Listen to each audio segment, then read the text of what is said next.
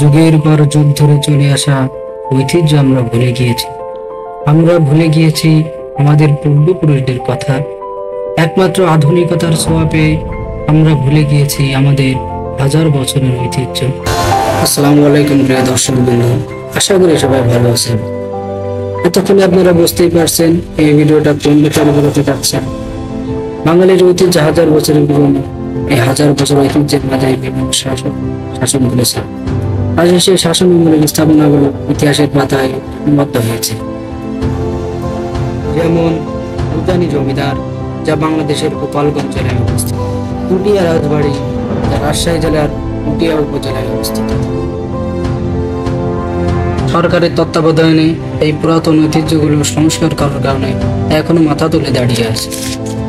কিন্তু যথাযথ তথ্য অনুসন্ধানের ও সংরক্ষণের অভাবে অনেক পুরাতন ঐতিহ্য আজ বিলীন হয়ে গিয়েছে। সেখানে গড়ে উঠেছে বড় বড় অট্টালিকা আর ইটের ভাটা।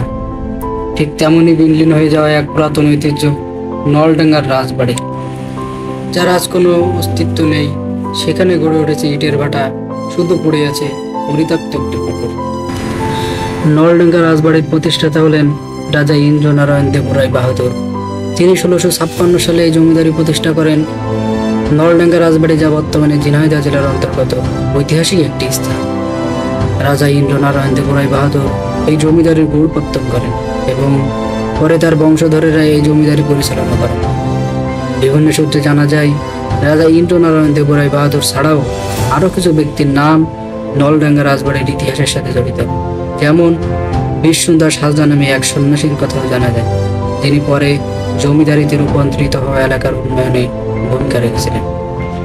নলডাঙ্গা জমিদার বাড়ির প্রতিষ্ঠাতা বিষ্ণুদাস হাজরা প্রথমে ছিলেন একজন সন্ন্যাসী। তিনি ধর্মের প্রতি দুর্বল হয়ে এই সন্ন্যাসী জীবন বেছে নেন।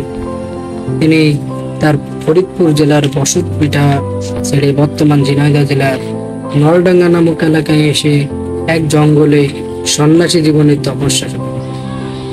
আর এই সময় তার জীবনের মোড় ঘুরে যায়।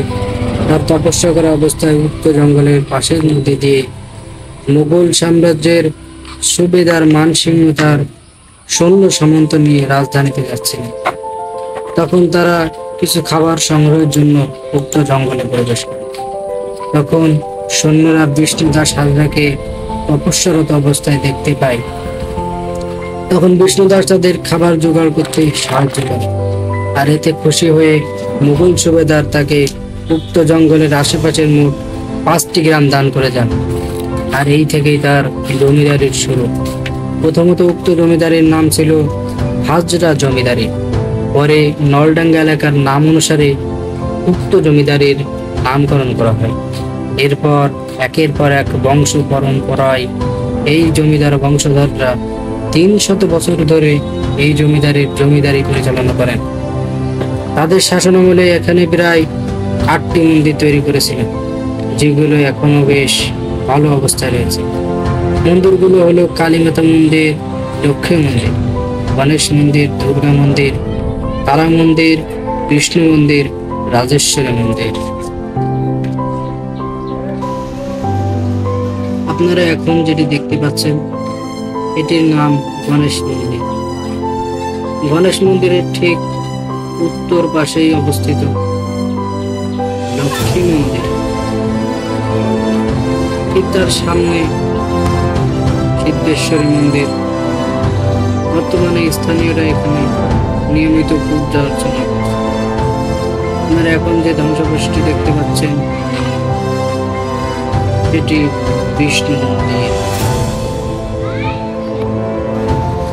বিষ্ণু মন্দির থেকে একটু এগিয়ে চোখে পড়ে তারামণি মন্দির, যা তৈরি করেছিলেন রাজন বিশ্বাস তার স্ত্রী ঝর্ণারানী বিশ্বাসের স্মরণে।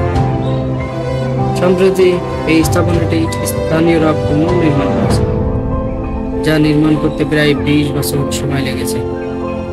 এখন আপনারা যেটি দেখছেন, এটি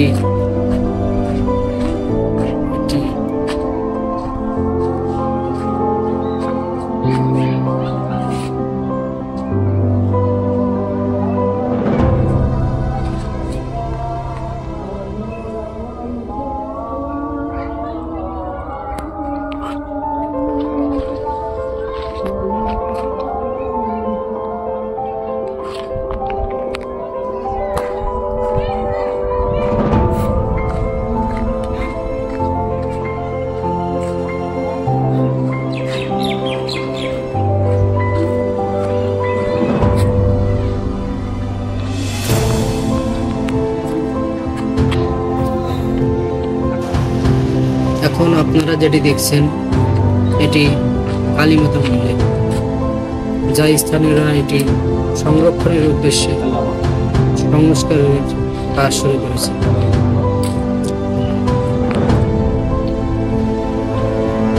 এখন আপনারা যেটি দেখছেন তারামণি মন্দির, এর ঠিক পূর্ব পাশে অবস্থিত সিদ্ধেশ্বরী মন্দির।